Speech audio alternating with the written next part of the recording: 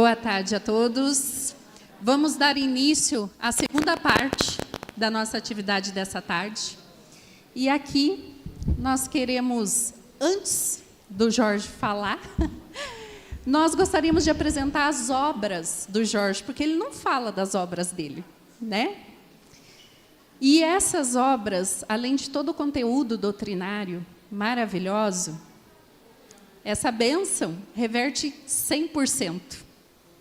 Então, vocês, quando me falaram que ele tinha 4, eu falei, gente, não conheço nenhuma. São 5, está faltando uma aqui, né? São 5. Saúde mental, que é o lançamento do Pinga Fogo. Vem cá, Márcia, vem cá. A Márcia vai fazer esse papel aqui para nós. Ó, Saúde Mental, a primeira edição da série Pinga Fogo. São um livro composto por 70 perguntas e respostas. Daí, nós temos Vida e Afetividade. Parábolas do Amor. Daqui, Márcia, deixa eu mostrar. Parábolas do Amor. E temos Vida 2. Olha o que compõe. Vida 2, conviver, amar e evoluir. Olha que tema. E temos qual outro? Vencendo a culpa, o medo e a depressão. Também tem. Olha lá, vem cá, Germana. Olha lá, também temos lá. Então, assim, essas obras estão todas às vendas aqui.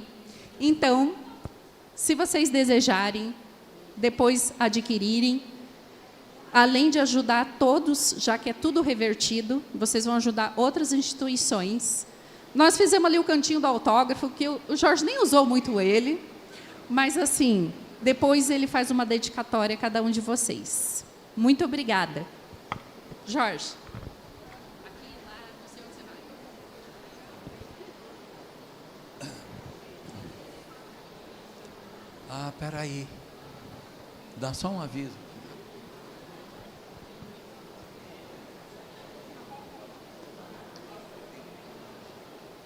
Tá. Avisar? Ó, vocês perceberam que nós temos o cafezinho ali no fundo, né? Ele vai estar ali o tempo todo. Mas nós temos uma paradinha que é das 4 às 4h30, que daí eu tenho até para o Jorge tomar ali o cafezinho, descansar. Mas sentiu vontade, gente, tomar um cafezinho, um chazinho para aquecer, só chegar ali, tá bom? Agora, a palavra do Jorge.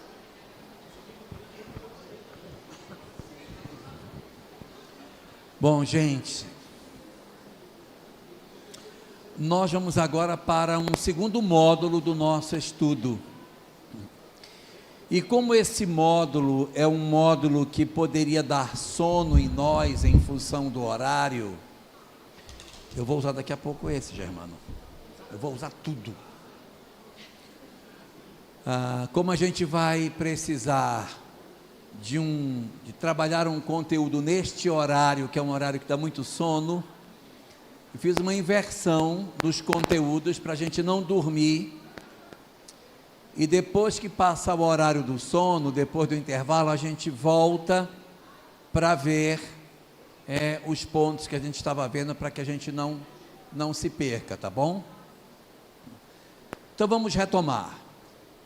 Nós falávamos hoje de manhã sobre a questão da exposição, e eu mostrei alguns sites aonde a gente pode buscar informação, e eu esqueci de um. Então eu mudei o fundo também, porque algumas pessoas disseram que não estavam conseguindo enxergar direito.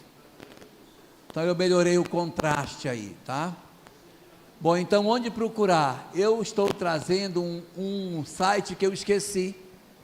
Kardecpedia, vocês conhecem a Kardecpedia? É um aplicativo e é um site. É um site. O que é a Kardecpedia? É toda a obra de Kardec colocada na internet. Aí você vai me dizer, mas a Bíblia do Caminho tem isso. A Bíblia do Caminho tem toda a obra de Kardec, não tem novidade nenhuma. Tem porque, por exemplo, você diz assim, cara, onde foi que Kardec falou daquela questão onde ele usa a palavra tal? tem um momento em que ele comenta sobre, sei lá, os hotentotes. Como é que eu vou achar isso no Bíblia do Caminho? Tem que abrir uma por uma, porque ele abre obra por obra. Aqui eu escrevo hotentote, vai procurar na Revista Espírita, em cada obra, aonde tem, ele traz e deixa você acessar esse conteúdo. Então, é um ambiente muito interessante de pesquisa para essas questões. Então, juntando aquelas outras que a gente já havia deixado aqui, não esqueçam da Kardecpédia, que também é um ambiente muito interessante para que a gente possa trabalhar a produção dos nossos conteúdos, ok? Isto posto, nós vamos mudar de unidade. Nós vamos ver a postura do orador, que é uma coisa que não vai deixar vocês dormirem, e depois a gente volta para, será que é São João? Deve ser São João. Depois a gente volta para ver aquela parte do conteúdo. Então, a questão é a seguinte: quando um orador está falando, existem 5 sinais que demonstram se ele está nervoso ou não. 5 sinais. Nós temos que aprender a como lidar com esses 5 sinais, nem que seja para enganar bem as pessoas de que a gente não esteja nervoso. Mas a regra é a gente saber quais são.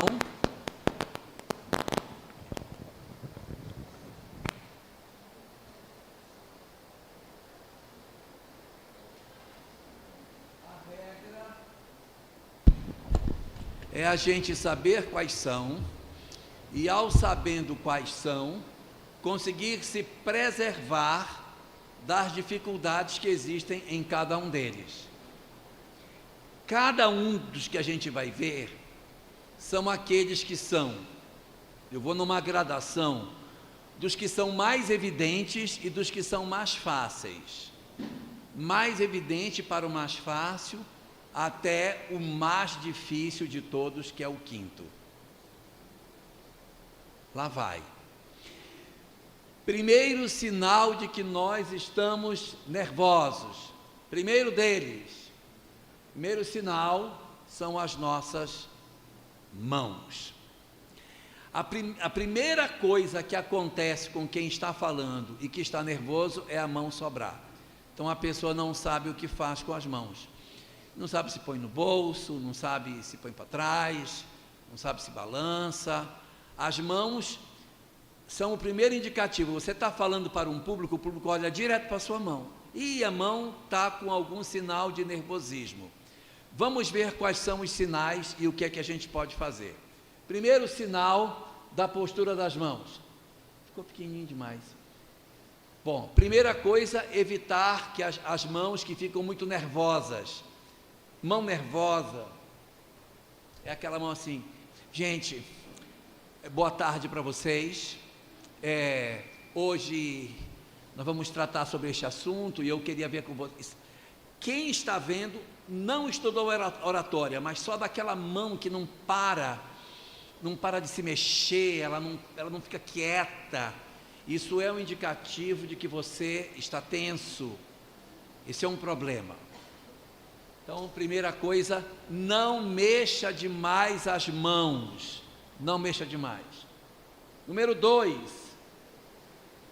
não colocar as mãos no bolso. Então, sinal de que está nervoso, o cara vai e coloca a mão no bolso.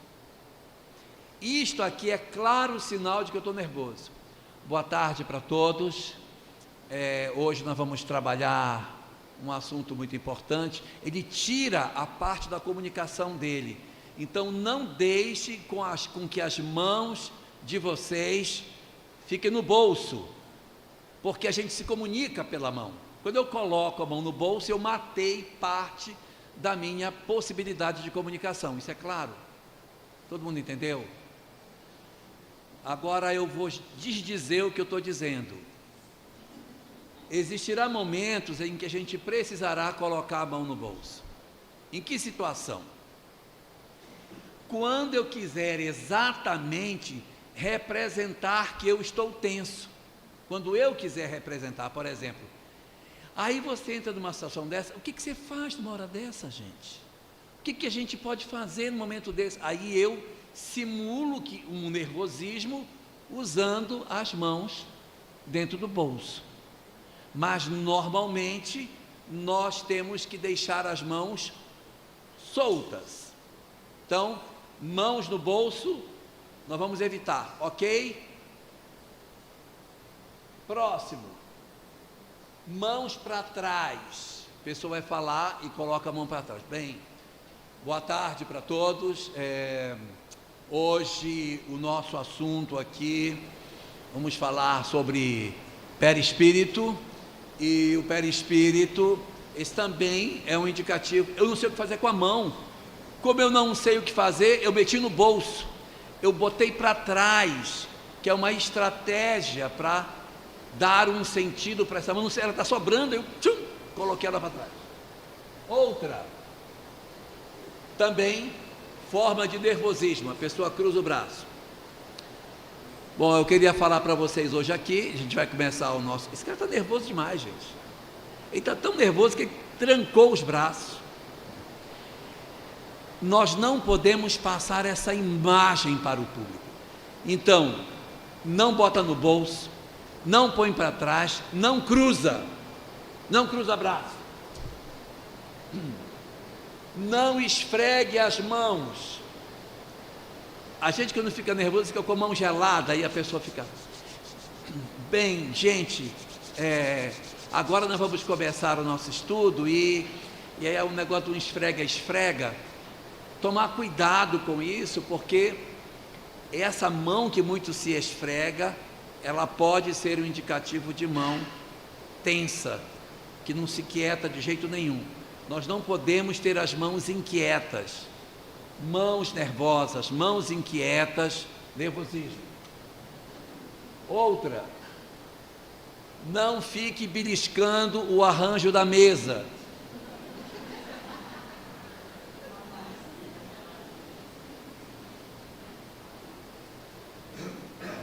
A pessoa está atrás da mesa, tem um arranjo, ela fica beliscando, falando, e ela tira a atenção, espetalando o arranjo, ela não percebe, a pessoa não percebe que está fazendo isso, ela não percebe, mas ela vai arrancando as pétalas das margaridas que tem lá em cima, bem me quer, mal me quer, bem me quer, mas ela não nota. Outro sinal de nervosismo, a pessoa fica vincando a toalha da mesa, ela dobra a toalha, falando, e fica passando a unha em cima, ela dobra e fica riscando com a unha, isso é nervosismo, e aí quando ela baixa a cabeça, ela também perde contato com o público, mas a mão está sobrando. Nós não podemos deixar isso acontecer. Pessoas que falam, quem tem, arrumando o cabelo o tempo todo, né? E é um arruma, é um sinal de tensão. É sinal de tensão, a pessoa está toda hora arrumando. Preste atenção, a regra é, a mão não pode se mexer demais sem propósito. Tudo que for fora do padrão é indesejável. Pessoa que arruma a roupa o tempo todo, já viram? E aí puxa, se arruma todo tempo. Se você saiu de casa para fazer uma palestra, preenche numa roupa que não precisa estar toda hora puxando. Se você tiver que fazer uma palestra, toda hora você tem que estar se arrumando, a roupa foi mal escolhida. você tem que vestir, ela tem que ficar no lugar que você botou. Se você tem uma roupa toda hora, tem que estar puxando. Então, algumas meninas vão fazer umas palestras com aquele tubinho preto, aí o tubinho vai subindo, aí ela vai falando e vai puxando. Isso não é legal. Isso não é legal. A roupa tem que estar. Vocês nunca viram? Tubinho preto. Aí às vezes ela segura aqui, puxa aqui. Segura aqui, puxa aqui. Errou. Escolheu a roupa errada. Roupa tem que cair no corpo, não tem que estar sendo mexida. Tá? Então não arrume roupa. Também não fique clicando a caneta o tempo todo, não percebe. Aquela aí fica aqui clicando, clica. Meu Deus! Quem está fazendo não está percebendo. Solução: não pegue caneta que clica. Não pegue. Isso é um veneno. Vai pegar uma caneta. Se for pegar uma caneta que não tenha clique, para evitar de você ficar check. Vai fazer, não adianta. A gente está nervoso, não percebe. Também não fique rolando pincéis na mão. Sabe aqueles pincéis?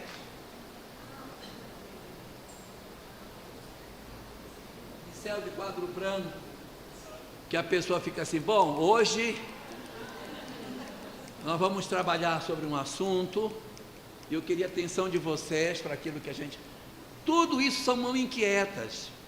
Tudo são mãos inquietas. Eu estou colocando isso porque quando eu assisto palestra, eu vou anotando as coisas que eu vejo, para dar exemplo do que não se faz. Isso aqui tudo eu já vi. Tudo eu já vi acontecer. Mas a literatura nos recomenda. Tubinho, já vi de tubinho, claro. Tubinho preto ainda. Tubinho, aquele que vem bem aqui em cima, que a moça anda assim. Já vi desse. No norte tem. Calor danado. Não tem ponto.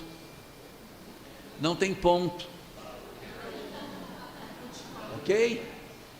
Não bater palmas. Bom,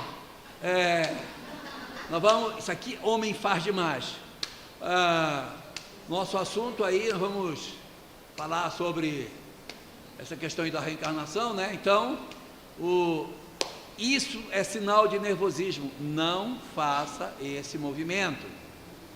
E também não fique passando a mão no corpo. A mão fica molhada, fica úmida, e a pessoa se passa o tempo todo. Isso também é tensão. Não faça isso. Eu fui claro? Isso tudo é o que não fazer. Está vendo que é tudo não? Mas eu não disse o que fazer. Vamos ver o que fazer. O que a gente faz? Vamos lá? Primeiro, extensão de gestual. Vou fazer uma palestra espírita. Beleza. Se a palestra é espírita, a gesticulação é da linha da cintura até linha de cabeça. Linha de cintura a linha de cabeça. Como que a gente faz? Você trabalha a gesticulação, linha de peito. É aqui que você trabalha. Você fala, a gesticulação tem que ficar acima da cintura e abaixo da cabeça. Você não vai fazer, bem gente, estamos aí, o que aconteceu no mundo espiritual? Quando fulano foi, você não pode fazer uma gesticulação abaixo da linha da cintura, ela é irrisória. E a gesticulação acima de linha de cabeça é uma gesticulação emocional. Quando eu quero trabalhar temas espíritas, são temas racionais. Eu não quero emocionar o auditório. Então a minha gesticulação é aqui. É desse jeito que a gente trabalha. A minha gesticulação é dentro da racionalidade. Se eu quiser falar para emocionar as pessoas, aí eu jogo para cima. Estou confundindo vocês? Se um dia vocês forem fazer uma palestra num lugar, diga. Uma situação que tem um livro da Amélia Rodrigues. Vou falar disso já já. Vou falar disso agora. Eu vou falar disso agora, neste exato momento. Vai chegar lá. Mas o que eu quero dizer nessa questão da gesticulação é que se um dia vocês forem fazer num local que precisa emocionar o auditório, aí os gestos são largos, ok? Para que você emocione um público é olho fechado e mãos acima da cabeça, porque Deus, o nosso Senhor, aí vai para lá, fecha o olho e levanta a mão. Quer trabalhar na racionalidade, olho aberto, linha de peito, ok? Eu estou dizendo isso no sentido da gente entender a dinâmica da coisa, mas não é proibido, ninguém foi preso até hoje, porque numa oratória espírita levantou, porque diz assim, mas isso que eu estou falando é agora, porque lá atrás isso não era assim.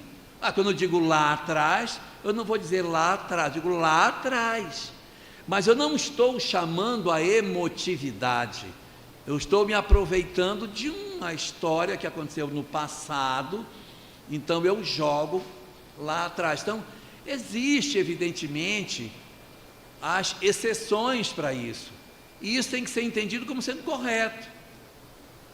O que eu estou dizendo é que a gente precisa ter atenção para que a gente utilize de maneira mais exata os recursos que a gente tem na gesticulação para trabalhar com este público. Quando o público é pequeno, um público pequeno, a gesticulação é só com o antebraço. Você abre a asinha, abre as asinhas e a gesticulação é antebraço. Quando o público é grande, está falando para milhares de pessoas, os gestos têm que ser mais largos, têm que ser mais amplos. Você precisa abrir mais, porque as pessoas veem aquele pontinho branco lá, e aquela pessoa, se ela ficar assim, só mexendo assim, parece que não está gesticulando.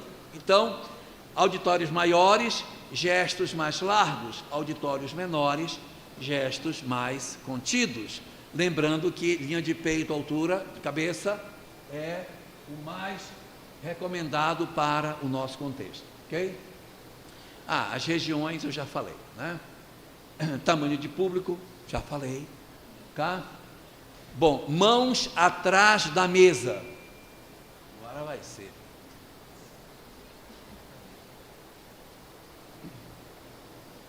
Eu vou falar atrás de uma mesa. O que eu vou fazer atrás da mesa, pelo amor de Deus? Germano, meu filho, cadê você? Vem cá.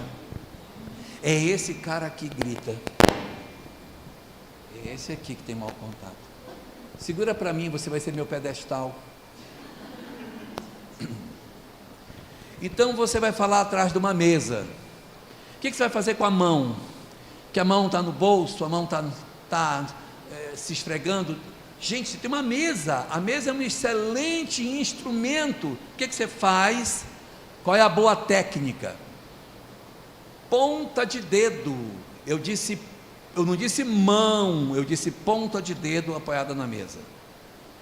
Você então levanta e as pontas dos dedos você apoia na mesa. Assim você não belisca o negócio, assim você não fica vincando a toalha. Você coloca as pontas do dedo na mesa e vai falando até que o exórdio passe, que aquela adrenalina diminua, aí a sua mão vai soltar normalmente. Enquanto você não tiver naturalidade na gesticulação, ponta de dedo na mesa, ok? É aqui, não é para botar a mão assim na mesa. Hoje vim falar com vocês porque parece que você vai voar na pessoa. Então não coloque a palma da mão, são as pontas do dedo na mesa e não precisa ficar agarrado. Você não é um pianista para ficar com a mão o tempo todo aqui embaixo. De uma certa hora vai soltar a mão e a hora que você sentir é porque a adrenalina baixou.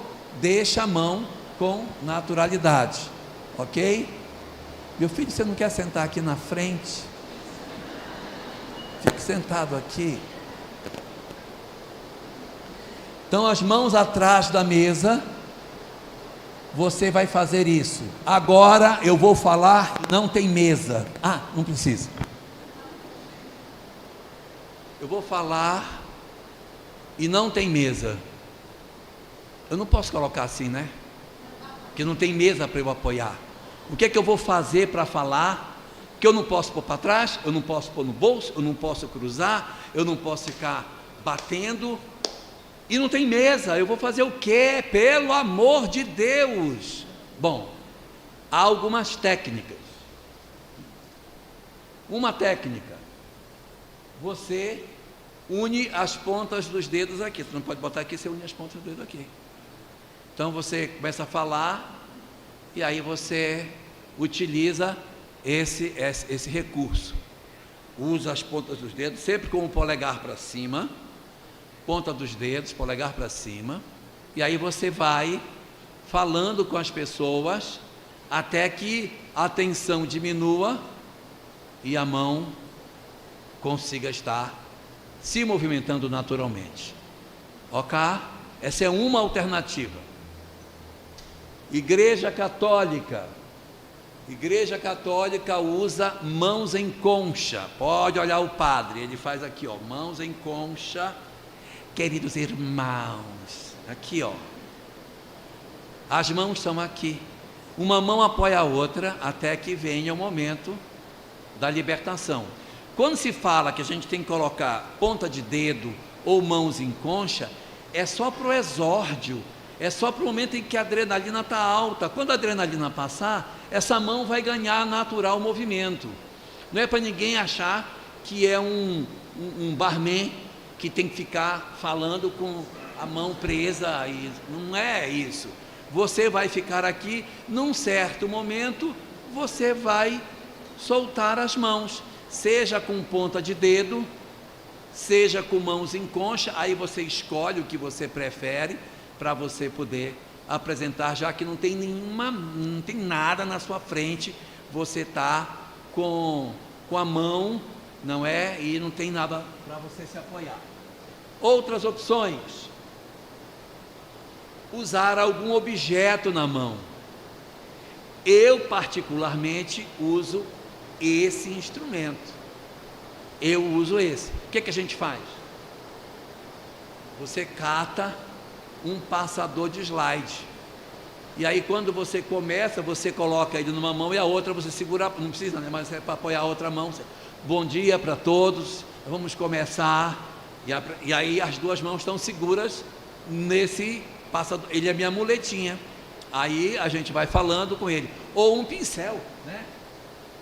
Eu tenho um pincel, e aí a gente vai escrever no quadro, bom dia para vocês, hoje a gente vai trabalhar tal assunto, e aí você utiliza essa estratégia para que a mão não sobre e pareça que você está tranquilo, ok? Então esses objetos aqui podem ser o apontador laser, ok? Pode ser também pincéis ou papéis. Pessoa, tem nenhum papel. A pessoa pegar um papel, não é proibido falar usando um papel na mão, não é feio, não é feio.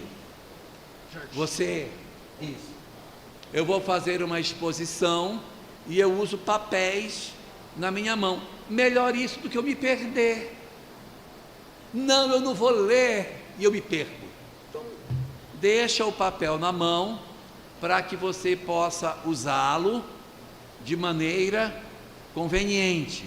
Vamos falar sobre papel daqui a pouco. Eu tenho muitas informações para passar para vocês sobre papel na mão, como é que a gente tem maneira certa de segurar papel, viu? A maneira certa de segurar papel é esta. Daqui a pouco eu falo por quê. A gente segura mão esquerda em cima, mão direita embaixo, não é o contrário. Mas eu sou canhoto, aprenda o jeito certo. Mão esquerda em cima, mão direita embaixo. Não tem canhoto aqui, que só tem um jeito.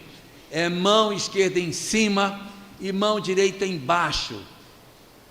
Tem uma viatura da PM aí fora para recolher as pessoas que pegarem com a mão esquerda embaixo e a mão direita em cima. É proibido. Está no Código Penal. É mão esquerda em cima, mão direita embaixo.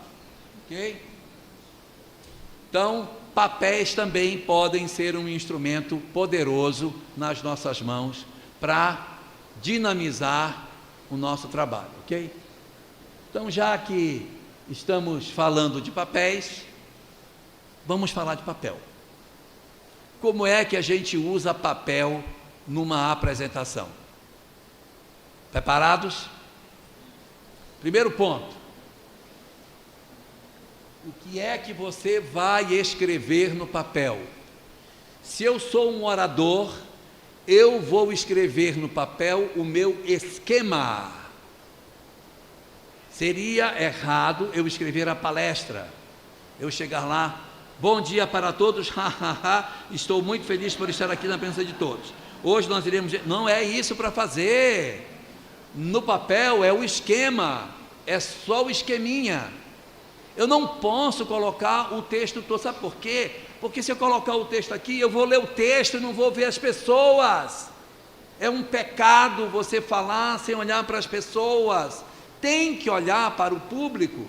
Então, no papel que eu vou usar, só pode ter o esquema, só as frases principais que você vai desenvolver. Eu não posso escrever texto longo. Aí você diz, mas na minha apresentação tem um texto longo lá. Tem um pedaço que eu tenho uma citação de uma parte lá do Livro dos Espíritos, eu não consegui decorar aquilo. Como é que eu vou colocar só aqui? Não posso. Eu fiz até o slide. Se você fizer o slide com a citação, você vai virar e vai ler. Craco, vai virar de costa para o público. Você tem que estar olhando para o público. No público tem um cara que está armado para lhe dar um tiro quando você virar de costa. Você virar de costa, leva o tiro. Você tem que estar o tempo todo de frente para o público. Você não pode perder, você tem que estar vigiando aonde está o seu atirador. Então você não pode fazer uma leitura virar de costa. Então Kardec diz, é necessário que haja o processo. Pronto, acabou. Morreu a criatura, porque a criatura virou de costas. Então, como é que eu resolvo se eu tenho que ler um texto longo e o texto está no slide e eu não posso colocar no papel? O que eu vou fazer, meu Deus? Por quê? Só posso pôr o esquema no meu papel. Eu não consigo estar decorado, botei lá. Então, para esses casos, é que existem as exceções. Quando for uma citação, que você botar a citação lá para as pessoas lerem, você não vai virar de costas para ler a citação lá na tela. Você vai dizer assim, e nós encontramos aqui uma citação de Kardec, onde ele diz, aí você lê no seu papel, aí você vai lendo aqui, só que a sua leitura não é uma leitura direta, é uma leitura em que você vai lendo, a cada parada você olha para as pessoas. Então você diz, é assim que tudo serve, que tudo se encadeia na natureza, desde o átomo primitivo até o arcanjo, que um dia também começou por ser átomo. Maravilhosa lei de harmonia, que o vosso acanhado espírito não pode entender em seu conjunto. Eu não perco a visão do público, eu vou lendo e vou olhando. Eu vou lendo e vou olhando, porque esse texto está quase na minha cabeça já. Eu vou lendo e o público está lendo no slide, mas eu mesmo não leio direto no slide texto longo. Eu confundi vocês? Não alcancei meu objetivo. Então, textos longos é assim. Aproveitar para comentar sobre o que escrever no papel. Quando escreverem no papel, façam assim, ó. Letra tamanho 14, espaçamento duplo. Não se escreve letra miudinha, agarradinha, que a gente se perde.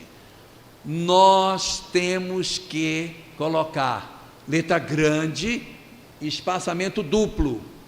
Está claro o que eu estou dizendo? Agora vamos lá, como que a gente posiciona as mãos para ler um papel? Mão esquerda em cima e mão direita embaixo. Aprenderam? Por quê? Por que que a gente faz isso? Porque a gesticulação, quando se está com papel na mão, é só com a mão direita. Se você tiver com papel na mão, a mão esquerda nunca gesticula, só a direita. Você está lendo aqui, e aí você gesticula e volta e segura embaixo. E aí gesticula, volta, segura embaixo. Por que, pelo amor de Deus, eu não posso gesticular com a mão esquerda e eu sou canhoto? Vai aprender a gesticular com a direita. Por quê? Porque este dedo, este não, porque esse aqui é meu, esse dedo aí em vocês, vai segurar a linha que você está lendo. Então, na medida que você vai lendo, o dedão vai descendo, e essa mão pode gesticular, porque quando você voltar, o seu dedo vai dizer onde você está. E aí você lê mais um pedaço, o dedo desce e você gesticula, quando volta você sabe aonde está. Se você miseravelmente tirar a mão esquerda do seu papel, você está morto, porque quando você voltar, só um instantinho que eu vou já me achar, isso aqui e tal, não, isso aqui eu já li, eu estava aqui, já li isso, né? Então você estava aqui embaixo. Na medida em que a mão for descendo, e ela for descendo, vai chegar um momento que o papel vai virar. Então, para que o papel não vire, quando você estiver lá embaixo, a mão é em cima. Aí a mão esquerda já está aqui embaixo, e a mão direita segura o papel. E aí você vai ter que ter um talento a mais, para não deixar com este dedo indicador, esse não, que esse é meu, com o dedo indicador não deixar o papel virar, porque é feio você estar falando e o papel virar para o público. Então você vai falar, você vai dar um jeito de segurar aqui embaixo, falando, mas o dedo apoia para que a folha não vire. Confundi? Não? Posicionamento das mãos. Como gesticular segurando papel? Já falei. Somente a mão direita gesticula. Mão esquerda é proibido. Proibido, está no Código Penal. Não pode gesticular com mão esquerda. Próxima. Não se abrace com o material. Tem um pessoal que se abraça. Pega o livro assim e diz: está aqui o material. Gente, hoje nós vamos fazer a leitura de um trecho do Evangelho. Isso aqui está nervoso, claro que está.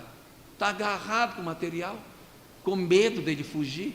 Não se agarre com ele. Você pega o material na mão, mas você não se abraça com o material. Quem costuma fazer isso são as meninas. Elas adoram abraçar material quando estão apresentando. Monografia, então, é fatal. Se agarra com o texto para fazer a apresentação. Não se abrace. Outra, não tenha a vergonha de colocar um papel na mão. Tem pessoas que têm vergonha de colocar o papel na mão, aí colocam o papel em cima da mesa, para mostrar que consegue falar sem olhar, e fica por cima do ombro olhando o papel. Não vai dar certo, é pior, chama mais atenção. Você com um papel na mão, falando e usando o papel na mão, chama menos atenção do que eu ficar sem o papel na mão aí. E também tem uma outra classificação, e toda hora olhando para trás, não vale a pena, não funciona bem, mostra que você está sem o conteúdo na mão, você está precisando de mais do que está no texto. Bota o texto na mão, o que você vai falando, você vai lendo, é muito mais tranquilo, é muito mais rápido do que você fazer este movimento, risco de pegar um torcicolo para ir olhar o papel em cima da mesa, tá bom? Então, não olhe por cima dos ombros, os homens adoram fazer isso aí. Não dobre o papel, não enrole.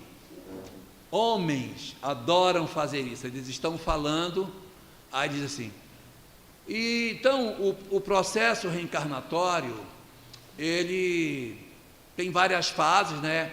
E daí na obra do André Luiz a gente consegue encontrar esse. Isso é um típico sinal de nervosismo. O cara enrolou e depois dá bate. Homens adoram fazer este movimento. Não faça. Não enrole o papel na sua mão e não fique batendo na perna quando você estiver usando. Okay? Também, não gesticule com o papel na mão. Né? Porque não posso gesticular para não tirar a mão esquerda, eu seguro aqui onde está. Isso é muito importante que a gente saiba. Papel não é bandeira, então não precisa você ficar desfraldando o papel na palestra. A mão esquerda não gesticula, só a mão direita. A mão esquerda nunca vai, nem que seja com o papel junto, ela não vai. Se tiver com papel, você tem que conter a sua gesticulação. Está claro o que eu estou dizendo? Sem dor. Oi. Não, se estiver embaixo de uma folha não tem problema. Olha, eu vejo muitas pessoas usarem um recurso que eu acho genial. Vou falar quando estiver na tribuna. Na tribuna eu falo desse material. Vamos para frente. Estamos falando do sinal número 1. Agora vamos falar do sinal número 2. O primeiro sinal que a gente demonstra nervosismo é nas nossas mãos. E o segundo sinal que mostra que estamos nervosos são os nossos pés. Nós indicamos nos nossos pés que estamos nervosos em função da maneira como nós lidamos com eles. E tem várias posturas que a oratória identifica e que são indesejáveis e que quem faz não sabe o que está fazendo. Você tem que filmar a pessoa para ela dizer, gente, eu faço isso, porque na cabeça dela ela não está fazendo. Vamos lá. Qual é a postura que nós temos para a questão dos pés? Muito bem. Primeira postura indesejável, postura do animal enjaulado, já viram? Postura do animal enjaulado é a postura daquela pessoa que fala e ela não sossega um só minuto aonde ela está. Ela anda de um lado para o outro o tempo todo, ela não sossega, ela não consegue parar. Igual um animal na jaula, que fica para lá, para cá, para lá, para cá, postura de animal enjaulado. Você está dando a pessoa fazer uma palestra e o cara não sossega. Gente, ele não sossega. Ele vai para lá, vai para cá, vai para lá, para cá, vai para lá, para cá, vai para lá. Isso não é legal, isso não é bom. Ok? Então essa daí a gente deve evitar. Segunda postura que a literatura de oratória nos recomenda não seguir, a postura da múmia. É aquela pessoa que não se mexe, não mexe um músculo. Ela fala, acho que ela incorporou, não sei o que foi, e ela está ali imóvel, só a boca mexe, a pessoa não tem nem gesticulação e os pés estão chumbados no chão. Ela não se movimenta. Isso também é um sinal de tensão. Quando a gente está falando atrás de uma tribuna, o público não consegue ver, mas a gente descansa, a gente joga para um lado, aí depois joga o quadril para o outro, aí você descansa as duas pernas para frente, aí você puxa para trás, você vai descansando, você mexe os pés, apoia, põe na ponta do pé. Por quê? Porque descansa. É ruim você ficar numa fila em pé sem se mexer, vai doendo a coluna. Então você tem que fazer alguns movimentos. Mesmo na tribuna, que a gente tem pouca mobilidade, nós nos movimentamos atrás da tribuna, mesmo que não seja perceptível. Mas é sempre interessante que você não tenha essa postura de múmia, porque pode parecer que você seja uma múmia paralítica, você está ali incorporado, fazendo uma palestra. Então não pode ser assim. Quanto mais natural as coisas forem, mais comunicação você consegue exercer. Próximo, postura de pêndulo. Deixa eu afastar isso aqui um pouquinho para frente. Postura de pêndulo. Postura de pêndulo dos homens. Eles falam e eles balançam de um lado para o outro. E se você não filmar, ele não diz que ele está fazendo isso. Eles oscilam. Isso é uma questão de tensão. A pessoa está nervosa e ela tira a tensão dela, balançando o corpo na frente do público. O público vê e diz: vai já cair. Tá? Porque os pés demonstram mais nervosismo que a mão. A mão, ela é um sinal de nervosismo, mas o pé é sinal de que está pior o nervosismo das mãos. Então, a postura dos homens é essa. A postura das meninas, a postura de pêndulo das mulheres é assim. Elas falam e cruzam. Aí depois ela volta para cá e cruza para o outro lado. Aí ela vem de novo, cruza para cá. E assim elas passam o tempo todo com a perna trançando para a direita, para a esquerda, mostrando nitidamente que elas estão inquietas, que elas estão desconfortáveis. Daí nós não devemos dar essa cancha para o público perceber que a gente está nervoso. Pode até estar morrendo por dentro, mas tem que saber como fazer para não dar essa demonstração. Tá? Quais são as sugestões da literatura para a questão da movimentação das pessoas com relação aos pés? Primeiro, pés e microfone. Você tem que saber o que é que você quer da vida. Quando você vai fazer uma palestra, você tem que saber se você quer um microfone de mão,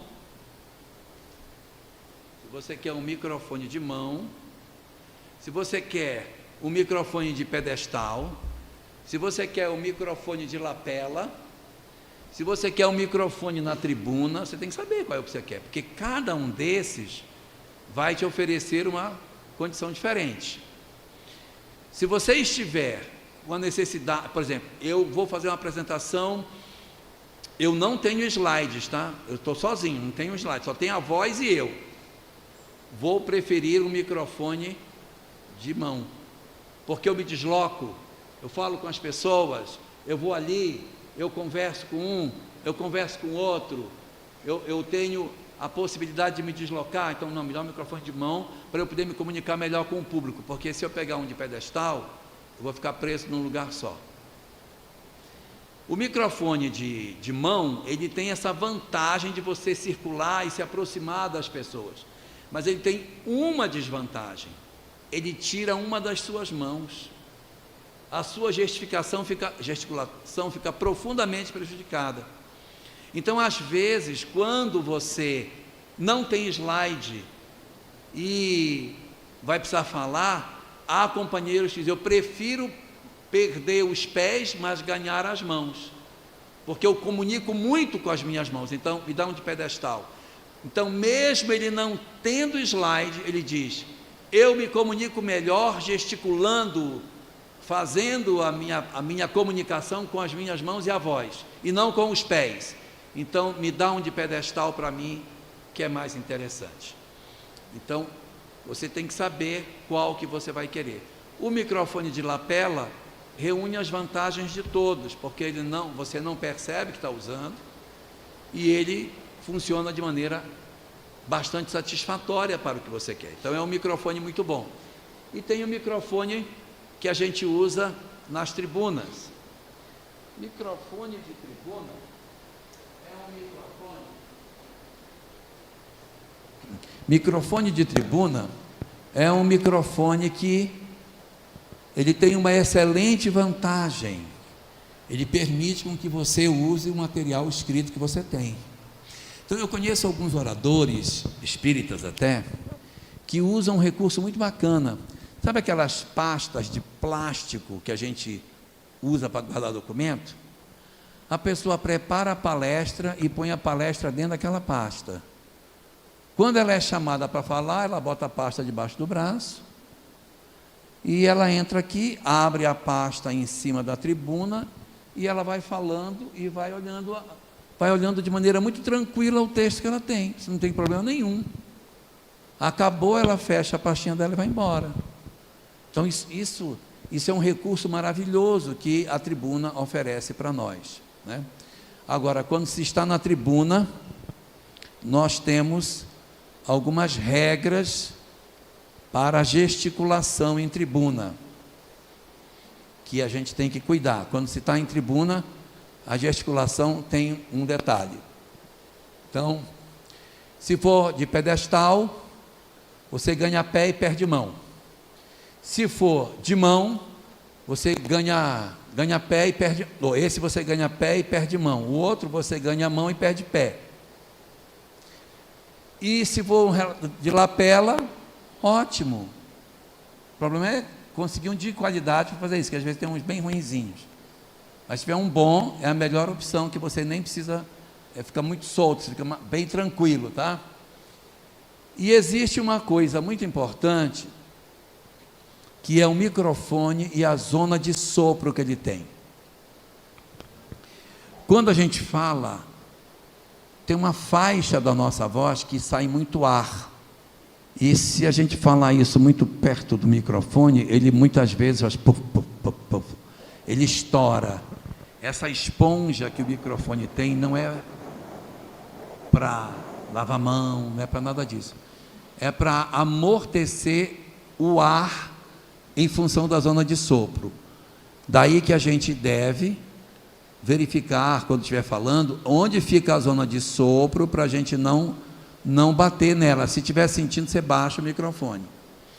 Evite, tanto quanto seja possível, falar com o microfone aqui. Coloque sempre o microfone abaixo da linha do queixo. Microfones colocados nessa posição, assim, e às vezes acontece em alguns eventos, quando bate uma foto, um microfone fez a palestra de abertura do encontro espírita, não sei de onde, porque não dá para ver você.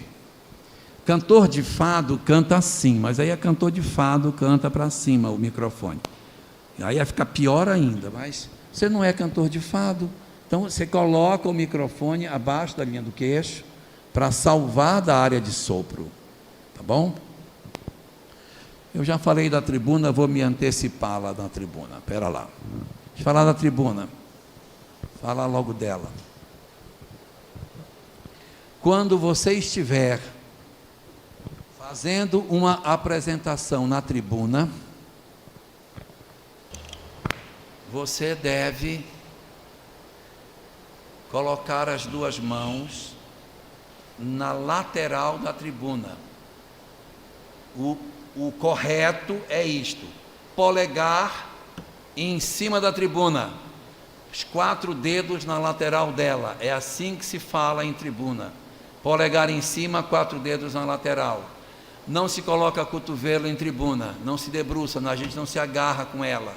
A gente não olhem os presidentes norte-americanos, que eles não são bons exemplos de uso de tribuna. Eles usam muito feio, eles se debruçam, eles usam errado. O bom orador não se debruça nela, ele se coloca de maneira que polegar é sempre em cima e as mãos com os 4 dedos na lateral. Se não tiver texto, as 2 mãos estão livres para falar. Se tiver texto, só a mão direita pode sair do papel, sair da tribuna. A mão esquerda é proibida de sair, porque ela está com o dedo polegar marcando os parágrafos que a gente precisa ter. Tribunas geralmente trazem dentro delas um degrauzinho. Essa daqui tem. Então tem um degrau com rodinhas que você puxa quando você é mais baixinho, aí você sobe. E aí quando você é mais alto, você empurra o degrau para falar numa outra altura. Então as tribunas, elas costumam ter esse tipo de vantagem, de você poder ajustar na altura das pessoas, ok? Vamos para frente. Falamos das mãos, falamos dos pés. Agora vamos falar do terceiro sinal de nervosismo. que é mais profundo do que a mão, e mais profundo do que os pés, que é mais profundo que a mão. Ok? Sinal de nervosismo número 3. Os olhos. Pelo olho do orador, você sabe se ele está nervoso ou não. Lá vai o orador nervoso. Primeira postura dele. Ele olha só para um lado. Ele só olha para um lado, ele não olha para o outro. Às vezes, nesse outro lado, tem uma pessoa que ele respeita muito, ele não quer nem olhar. Aí ele olha só para o lado de cá. Então, ele olha só para uma turma, só para um grupo, só para um segmento da equipe que ele está falando. Tem que olhar para todo mundo. Às vezes, ele não olha, mas é só para o dirigente. Digamos que a Márcia fosse o meu dirigente, aí eu tenho vergonha de olhar para ela, aí eu olho para todo mundo assim e não olho para ela, porque eu tenho medo de olhar ela fazer com a cabeça negativamente para mim, então eu nem olho, eu fico olhando por cima. Muito bem, vamos lá. Tem um outro que ele olha só para o dirigente, já viram? Olha só para ele, quando dá a palestra, olhando só para uma pessoa, só para o dirigente. E outro ignora o dirigente, não quer vê-lo, quer ver todo mundo menos ele. Todas essas são atitudes equivocadas. Olhar só para uma pessoa, você escolhe uma vítima no auditório e você carrega em cima daquela pessoa. Isso é muito ruim, porque às vezes você nem conhece a pessoa e você começa a falar olhando muito para ela e assim, eu estou com algum problema. Nosso assunto de hoje é o perdão, e o perdão é uma coisa muito importante que a gente tem que cultivar. Aí, gente, está sabendo de alguma coisa, quem não tira o olho de mim? Por isso, quando a gente for trabalhar em centro espírita, não carregue o olho somente numa pessoa, tem que distribuir o peso para os outros que fazem parte do grupo, bom? Importante olhar nos olhos das pessoas. A melhor técnica é essa, quando falar olhando nos olhos das pessoas. Tem algumas pessoas que têm dificuldade de olhar no olho, sentem um constrangimento horrível. Então tem uma técnica, quando você não consegue olhar nos olhos delas, tá? O que é que a gente faz? A gente olha entre os dois olhos. E essa técnica você não pode usar com as duas primeiras filas do auditório, só da terceira para trás. Então você tem nervosismo de olhar para as pessoas, não olha no olho delas, olha entre os dois olhos.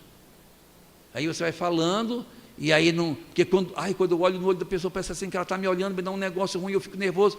Então não olhe entre os olhos dela. Se você usar essa técnica com as duas primeiras filas da plateia, a pessoa pode ficar incomodada e começar a passar a mão para ver se tem alguma coisa na testa dela, porque você está demais olhando no meio dos olhos dela. Da terceira fila para trás, não se percebe isso. Então, você dribla esse bloqueio que muitos de nós possuímos. Já comentei sobre isso, a gente não fala olhando para a tela, de costa para o público. Então a pessoa vai fazer uma palestra, ela bota os slides, próximo slide, aí ela vai lendo, próximo slide, aí ela vai lendo, aí postura de pêndulo aqui embaixo, de costa para a plateia, leitura simples de slide, esse está morto, só não se enterrou. Então não se fala olhando para a tela. A regra para a tela é como se ela fosse o espelho retrovisor. É uma olhada rápida para se orientar e o texto vem para você. Se você ficar de costa, o público esquece você e passa a ficar fazendo leitura e você vai ficar abandonado dentro da apresentação. Não se fala de olho fechado. Uma palestra espírita é coisa do aquém, não é coisa do além. Para você fazer uma palestra de olho fechado ali, isso não é muito lógico. Então, tomar cuidado para não cairmos nesta cilada.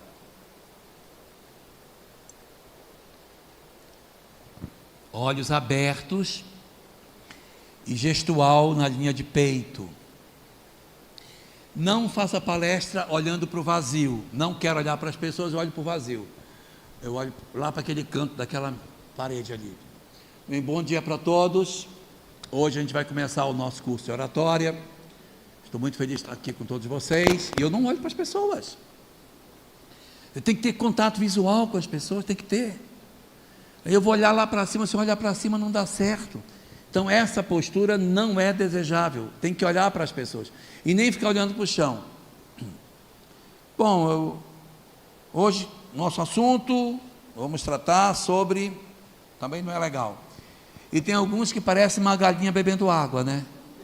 Olha para baixo, olha para cima, para baixo, assim. E não olha para o público. Nós temos que, não mantém um contato visual, tem que manter contato visual com as pessoas. E tanto quanto possível, você tem que acompanhar o interesse do auditório com aquilo que você está falando. As pessoas vão balançando a cabeça, que sim, que não, vão rindo, aí você vai vendo se você tem que acelerar ou não. Se as pessoas começam a ficar dispersas, começam a conversar, aí você acelera, porque está ruim. Ou então conta um caso, aí você conta um caso, bom? Que é para chamar a atenção do público, beleza? Sinal número 4, sinal número 4, ora, primeiro sinal são as mãos, segundo são os pés, terceiro os olhos, quarto sinal já vai ser o corpo todo, tá? O corpo inteiro da criatura dá sinal de que ela está nervosa. Como que funciona a postura do corpo? Primeiro, importante falar em pé. Falar em pé enche mais o pulmão, você é melhor visto pelas pessoas, a voz vai mais longe. Falar sentado, a gente até entende, às vezes a pessoa está com problema de coluna, está doente, está cansado, olha, eu vou sentar, tudo bem. Mas se você não está com nada disso, prefira sempre falar em pé. Quando você está em roda de conversa, aí a gente fala sentado, porque a fala alterna muito de mão. Então vai um em pé, vai o outro em pé, vai um em pé, aí fica chato. Mas se você vai fazer uma fala mais longa sozinho, é em pé, tá? O professor dá aula em pé, coral canta, já viram um coral cantar sentado? Coral canta em pé, que é para encher o pulmão, para ter mais potência. Então a gente fala de pé, e quando você estiver falando, você tenta ver se você está sendo visto pelas pessoas. Então quando você chega cedo no ambiente, você vai dar uma olhada assim, daqui dá para todo mundo me ver? Se não der, você tem que subir para as pessoas verem você. Você tem que avaliar quando você chega, em que lugar é conveniente que você fique, para que todos te vejam. Uma outra coisa também é a gente agir com naturalidade. Quanto mais natural você for, mais você se comunica com as pessoas. Se você assumir uma postura muito formal, muito esquisita, muito mecânica, dá a impressão de que você é um boneco, um robô, sei lá. Então você chega, e aí você não tem flexibilidade, parece um personagem, não é legal. Você quebra a empatia com o público se você não tiver naturalidade na sua maneira de se apresentar para as pessoas. Então seja natural. Quanto mais natural, mais poder você tem de comunicação. Uma outra coisa importante, e que acontece muitas vezes em algumas apresentações, aqui não acontece porque o projetor fica alto, é a pessoa ficar na frente do slide, ficar passando nele os slides, ficar passando neles. Você tem que escolher, quando você vai falar, aonde você quer ficar. Se você vai ficar à direita do reto projetor ou à esquerda do reto projetor. A depender do que você vai fazer, você vai escolher o lado esquerdo ou o lado direito do projetor de lá. Você não pode ficar passando para um lado, para cá, para lá, para cá, para lá, para cá. Você foi, você voltou, você voltou. Importante nessa questão, fitas adesivas aonde vai passar fiação para você não chutar, derrubar equipamento e desligar as coisas enquanto estiver fazendo sua exposição. Então evite ficar passando na frente do projetor. Não se faz isso. Viu, Bruno? Lá no instituto, lá deve acontecer demais.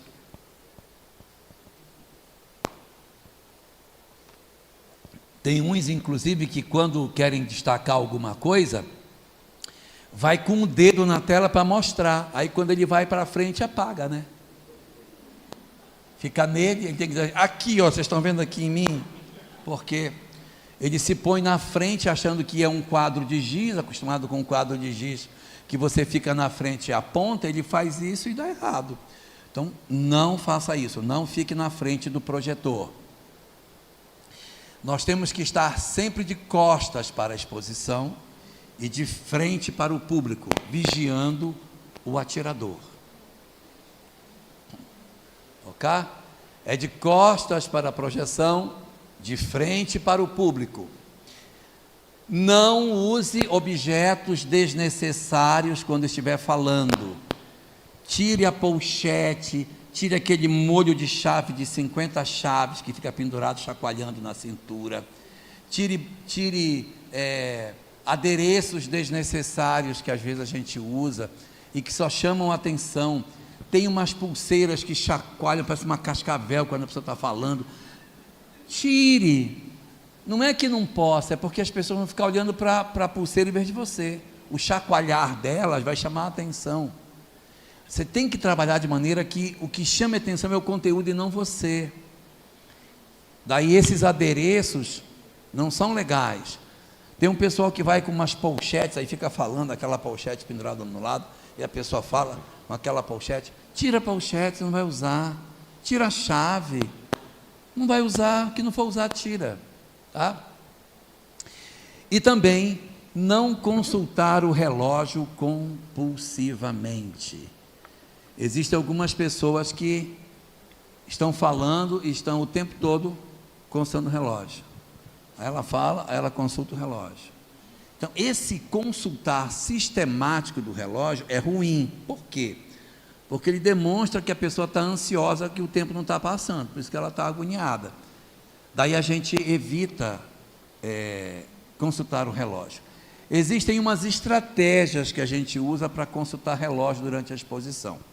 Uma delas é virar o relógio ao contrário. Você põe o relógio para dentro. E aí, quando você está fazendo uma exposição, o relógio já está virado para dentro, aí você diz assim, isso aí é uma coisa muito complicada que a gente tem que tomar muito cuidado com isso, né? Quando você faz assim, você dá uma olhadinha na hora. Isso é uma estratégia que a gente tem. Uma outra é escolher uma vítima na primeira fila para dizer para ela, deixa o teu relógio à vista que eu vou usar o seu relógio para me guiar. Centro espírita não, porque geralmente tem um relógio para guiar a gente, mas se não tiver, você chega, não tem relógio, aí você já procura um Cristo e diz assim, olha, deixa teu relógio à vista porque é com ele que eu vou me guiar. Ou você tira o seu, coloca em cima da tribuna para você não ficar toda hora consultando. Ele fica em cima da tribuna e a pessoa nem sabe que você está consultando. Tem várias estratégias. Tem uma estratégia que às vezes a gente usa, né? Tem que ter um pouco mais de habilidade para fazer, mas você está meio perdido no tempo, não sabe, aí você diz, isso que eu estou falando não é de agora, faz muito tempo que isso já acontece, muito tempo. Aí nessa hora você já deu uma olhadinha no relógio. E aí nós falamos o quê? Nós estávamos falando da Idade Média, uma coisa antiga, lá atrás. Agora, já olhei a hora, já foi a hora.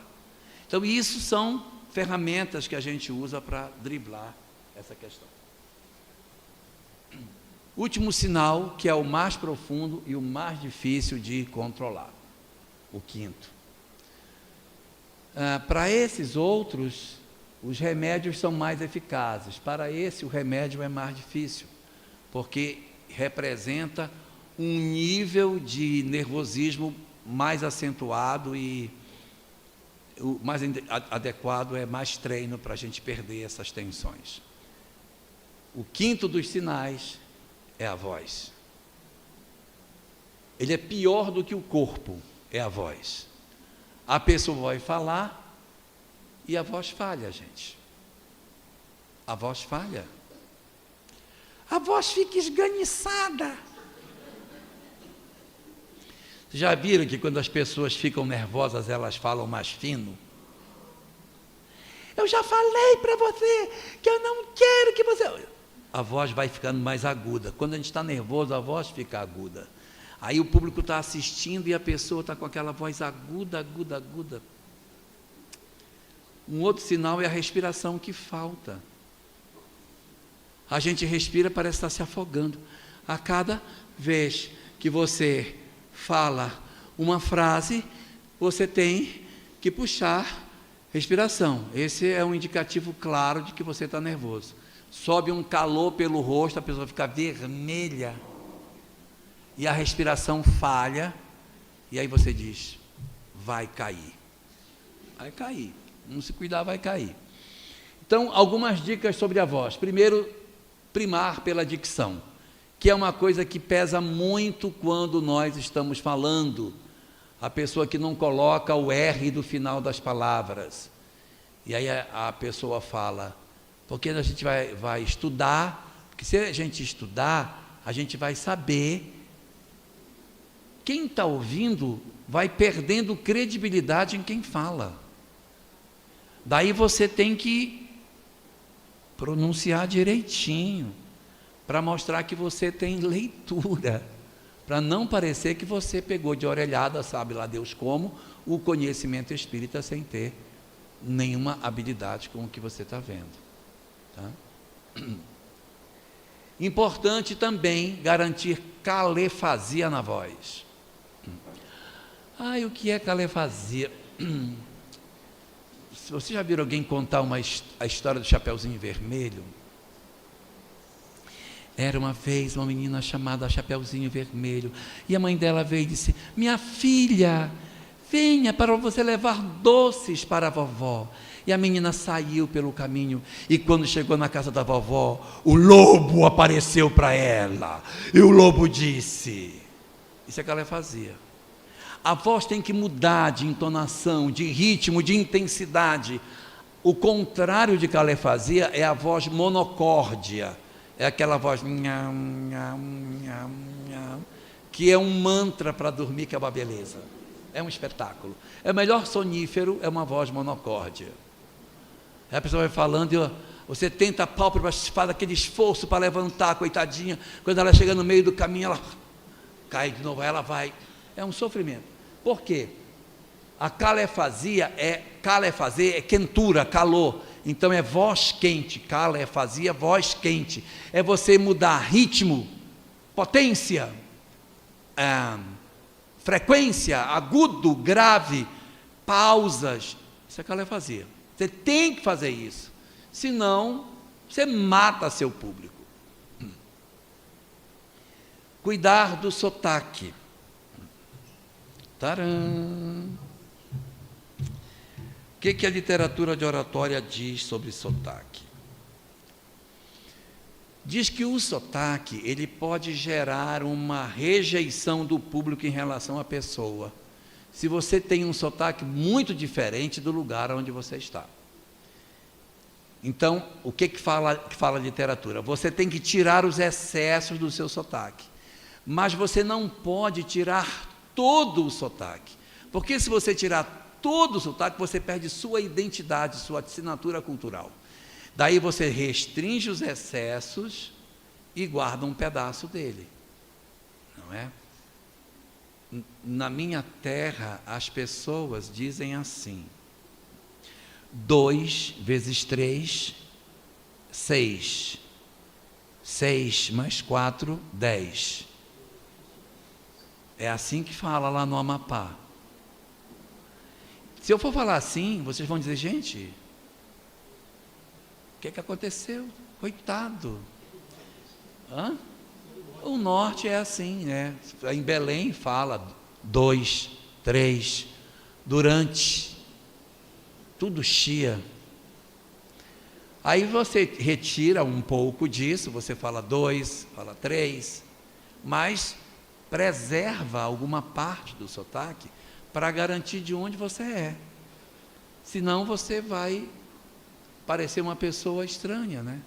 Imagine eu querendo falar leite quente. Eu não vou conseguir, então vai ficar falso, então não precisa falar. Mas eu sei que causa estranheza para vocês quando eu falo. Gente, coitado, vocês não sabem o esforço que eu estou fazendo para tirar metade dele. Então, cuidado do sotaque é isso, tirar parte, mas não tudo, tá bom? Cuidado com a falta de concordância, porque arrebenta com uma apresentação, um plural mal colocado, uma conjugação torta num verbo, demonstra que você é uma pessoa inculta e isso arranha a credibilidade sua. Então a voz é muito perigosa também por isso. Importante falar as palavras inteiras e as frases inteiras, para que as pessoas consigam entender. Mineiro sofre com isso, porque vai comendo tudo. Você é mineira, minha filha? Oh, meu Deus. Então, outro dia eu estava fazendo uma palestra em Minas, aí eu estava comentando, não sei o que era, aí eu falei, não sei o que tem, então, um dodilei. Aí o pessoal disse, você não sabe o que é dodilei? Um dodilei, gente, é que pega o lei, coloca açúcar, põe no fogo, é o dodilei. Então, falar as frases inteiras é muito importante para que as pessoas possam entender você.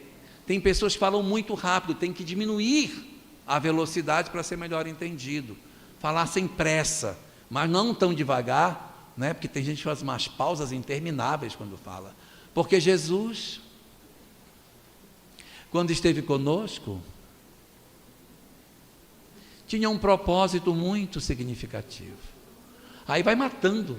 A vontade tem de botar no 2 vezes 2 para ver se houve alguma coisa, que a palestra de 1 hora só tem meia hora de fala, outra meia hora é pausa.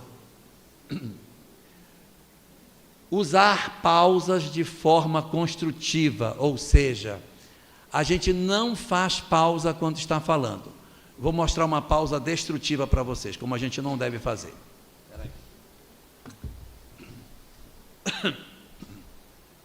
Isso, inclusive, que eu estou falando, nós encontramos aqui na obra de Emmanuel.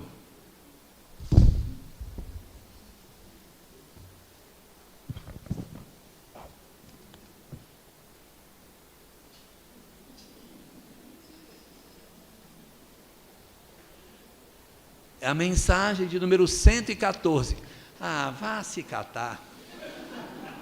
Não se faz isso, não se faz isso. A gente diz assim, ó. Esse ponto que nós estamos falando está na obra de Emmanuel, que inclusive é uma das obras que compõem a série Fonte Viva. O livro é o livro Vinha de Luz, e aqui neste livro a gente vai encontrar a mensagem que nos interessa no nosso dia de hoje, que chama o quadro negro, mensagem 114. A gente não faz pausa enquanto manuseia recurso didático. Você não pode fazer, senão é um sinal de que você está perdido, coitado. Você vai manuseando o recurso didático, vai falando, vai manuseando, vai falando.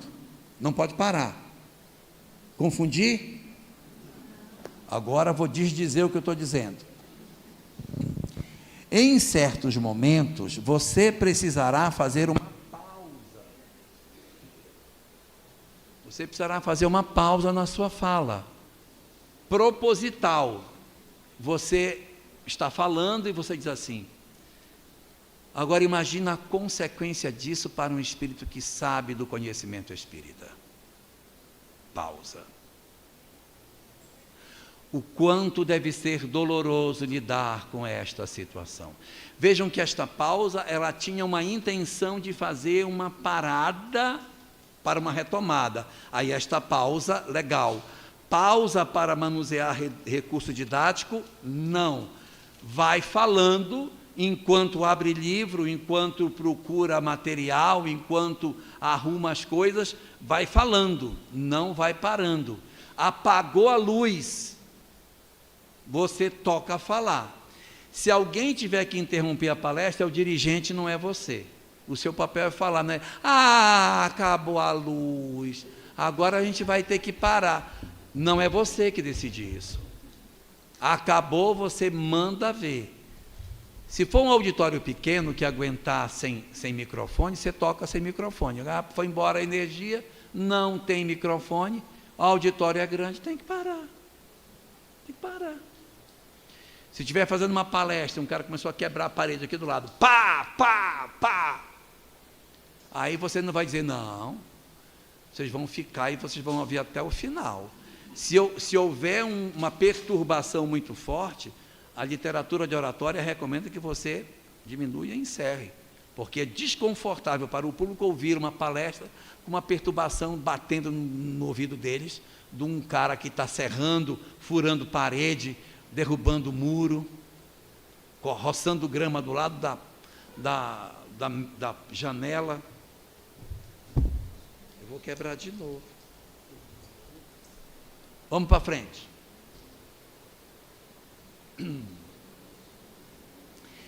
Eliminar vícios de linguagem e gírias. O que são vícios de linguagem? Palavras que a gente repete insistentemente. Né, tá, ok? Oi? Entende? Amém? Amém, Jesus? Glória a Deus. Hã? Viu? Em Rondônia é ó. Ó, vou passar na sua casa, ó. Repetir alguma coisa sistematicamente, vício de linguagem. Como que a gente cura vício de linguagem? Tem que gravar para se ouvir. Porque você não sabe que tem, você grava e se ouve. E aí você descobre o vício de linguagem que tem. O que a literatura de oratória recomenda sobre vício de linguagem? Não diga para você assim, meu Deus, eu descobri que eu falo então. A partir de hoje eu não vou mais falar. É pior, porque na hora que o então vem, você não fala, e aí você trava. Porque você só sabe funcionar dizendo então. Aí, então, quando vem, entende? Aí o que dizem as obras de oratória? Não faça isso. Não se proíba de dizer o vício de linguagem, que você precisa dele. Ué, mas aí, como é que vai ser isso? Pois é, tem uma técnica para isso. Você vai dizer todos os entãos que você quer dizer. Todos. Dentro da sua cabeça. Ninguém vai perceber e fica uma micropausa na sua fala. Daí você vai apresentando e as pessoas não sabem que você está colocando um então a cada frase que você coloca. E aí a experiência modifica. Dentro da minha cabeça eu disse uns 4 então, enquanto falava com vocês. Você se satisfaz de dizer e eles se satisfazem de não ouvir. Ficou claro? Mas continue se gravando, porque quando você abandonar um vício, você pega outro. Você larga o tá, pega o né, larga o né, pega o entende, larga o entende, pega amém, Jesus, vai pegar um. E gírias é outro problema. Nesses tempos de internet, nós temos que evitar essas expressões idiomáticas muito complicadas e também as gírias, porque a inteligência artificial já está traduzindo as palestras para outros idiomas. Nós vamos libertar o espiritismo do português. Porque ele está preso no português. Está preso. E o YouTube está fazendo um trabalho muito bonito de permitir com que a gente consiga ver a tradução em legenda em outros idiomas. Isso é muito legal. E agora a inteligência artificial está colocando as pessoas falando em outro idioma. Só que se tiver expressão idiomática vai ser o ó. Porque quando chegar lá, a inteligência artificial não vai saber traduzir isso. Tem até umas inteligências artificiais muito inteligentes. Até. Elas traduzem e mostram para você o que traduziu, e diz, corrige. Aí você corrige, aqui não era essa palavra. Aí você faz a correção do texto e devolve para ela. Aí ela publica. Entendeu? Não é em tempo real. Muito bacana. Evite expressões em outros idiomas. A pessoa está aqui falando porque, na verdade, no processo de delivrance, quando a mulher estava, que diabo que é delivrance? Na hora do parto. Por que ele não falou parto? Por que ele falou delivrance? Por que usa a palavra em outro idioma? O que a literatura de oratória diz é que quando você usa palavras em outros idiomas, você passa uma imagem de pedantismo para as pessoas. Então não precisa passar, você já vai passar normalmente, evite essa. Diminua a chance da pessoa achar que você é orgulhoso. Não fale em outro idioma. Não precisa você fazer isso. Nossa, sanduíche maravilhoso. Não comia um desse desde que eu fiz mestrado lá nos Estados Unidos, Massachusetts. Para que dizer, né? Não precisa. Daí a gente não deve fazer essas movimentações infelizes com relação aos nossos conteúdos. Não use bala, não use chiclete, não use palito, não use clipe na boca, não fique falando com coisa pendurada dentro da boca. Ok? Muito bem. Acho que fechamos esta parte. Podemos voltar lá para o nosso exórdio. Tranquilo? Bom, eu estava falando no exórdio que ele era o início de tudo, que ele... Agora o horário do sono passou, que já são 3h30, aí agora quem tinha que dormir já dormiu. Agora melhora. Nós estávamos falando sobre isso, do exórdio, antes do almoço. E eu quero continuar da onde eu parei, para a gente avançar na construção da fala e na produção do material didático, como é que a gente elabora material didático para a apresentação. Então vamos lá. Dentro do exórdio, que é o início da fala, aquele momento em que... Como é que você... que a gente estava falando sobre o início da nossa exposição e a dificuldade que a gente tem sobre isso. Existem algumas estratégias importantes sobre a questão do exórdio. O que eu faço para driblar o momento de tensão que eu fico no início da fala? Então, a gente faz a saudação ao público, para baixar a tensão. Boa noite para todos, prazer muito grande estar aqui na presença de todos.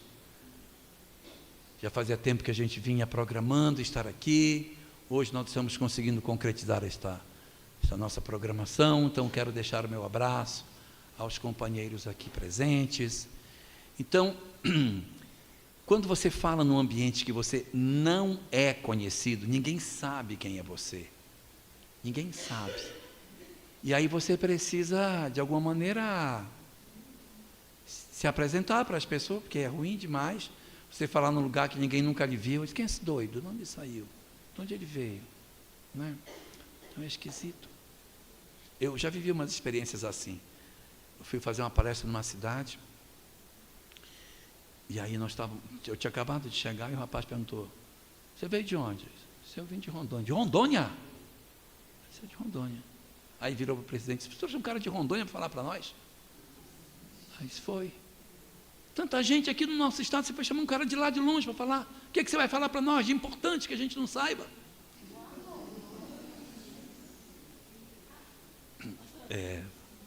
Essa eu já vivi. Mas vamos lá. Quando você é desconhecido, existem algumas estratégias que a gente usa. Tá bom? Vou dar algumas delas. Uma delas chama-se referência de pessoa. Como é? Eu não sou conhecido de ninguém, estou num ambiente novo, mas, sei lá, digamos, a Márcia foi quem me chamou, e ela é a pessoa que, digamos assim, exerce uma liderança aqui.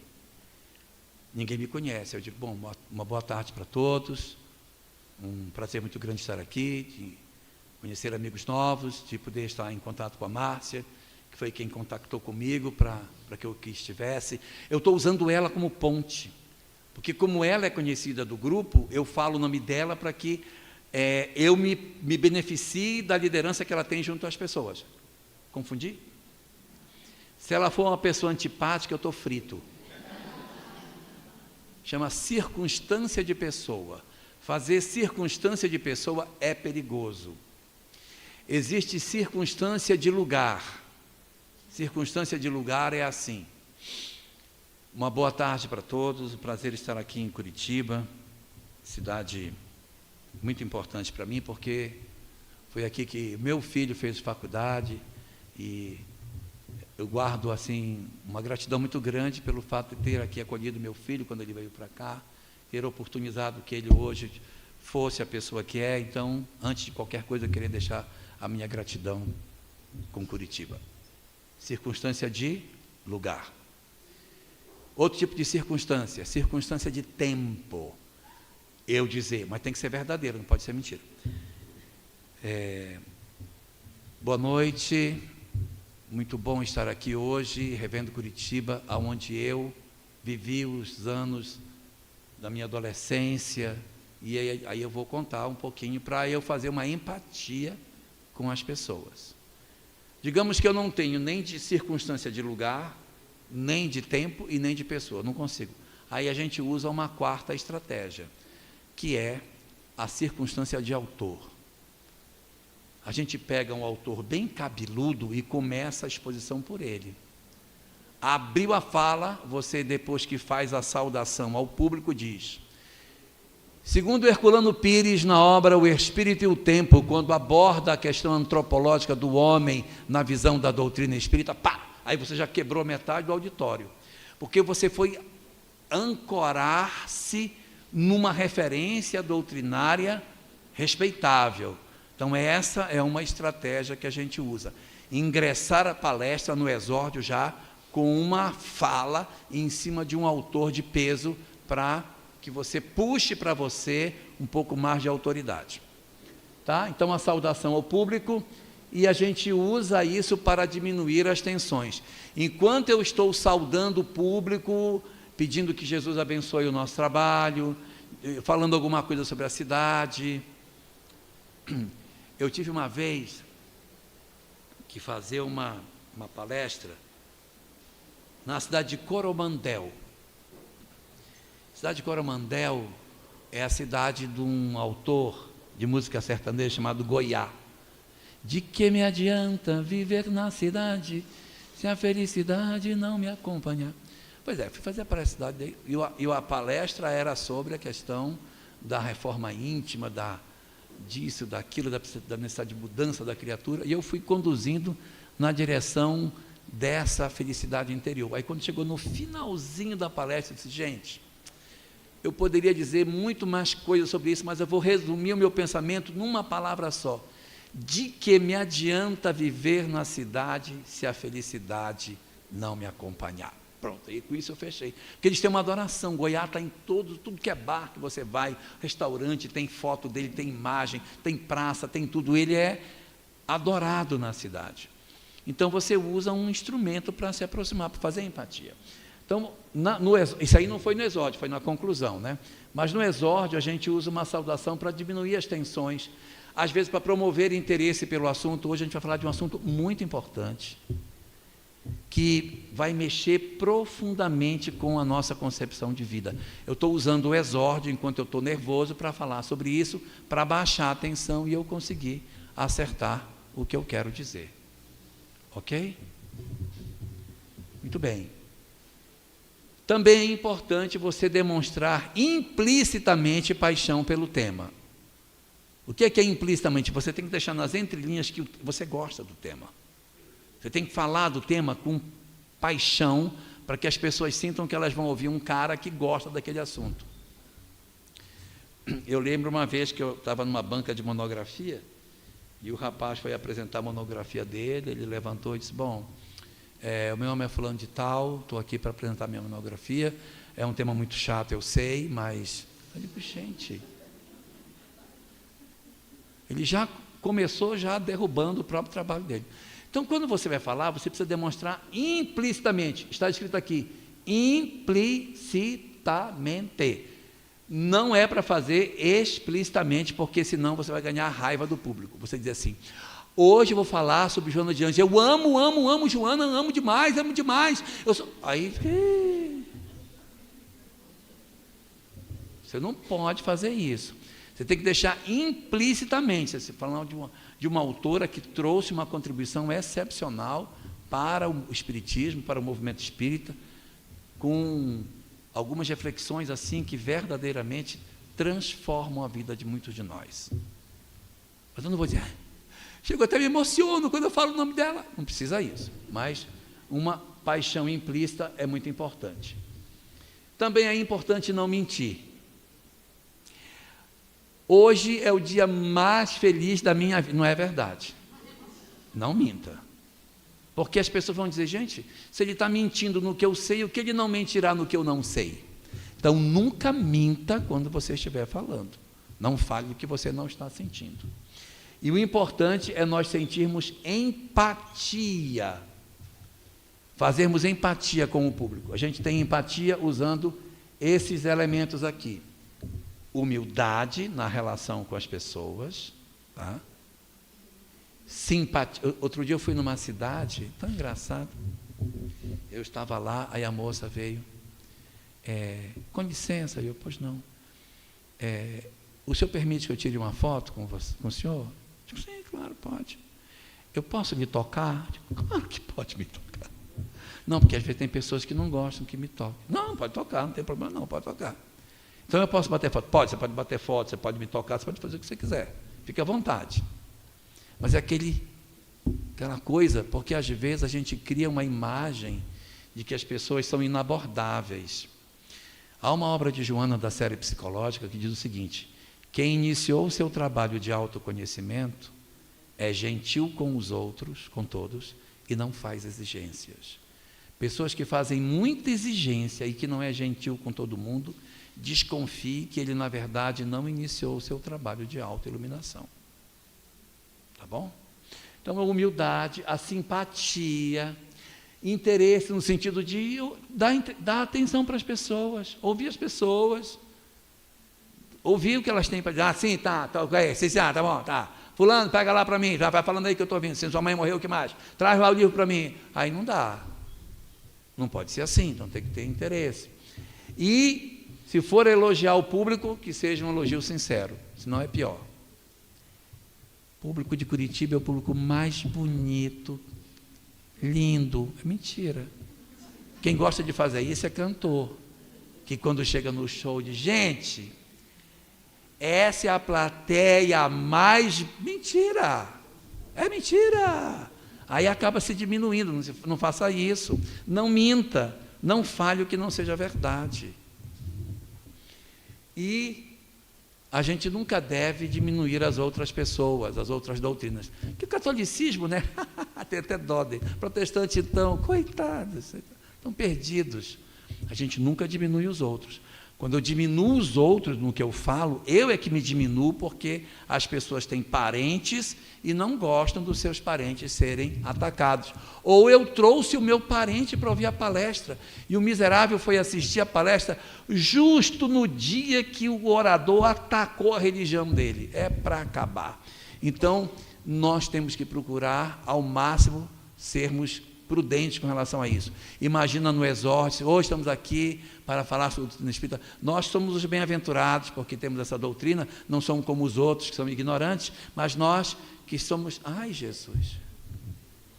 Aí é para acabar, o cara já começou perdendo. Então, não se ufanize das coisas que não sejam verdade. Ok? Ordenações.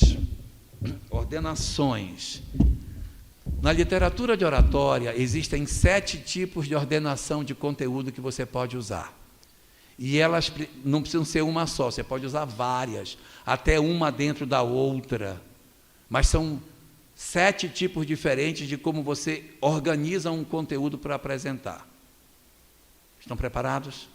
Lá vai. Primeiro tipo de ordenação temporal. Você vai contar uma história do começo para o fim. A menos que você tenha interesse de preservar o final para fazer o impacto. Vai contar a história do filme Psicose, você não pode contar o final do filme, senão você arrebenta com a história. Mas o lógico é você contar a história.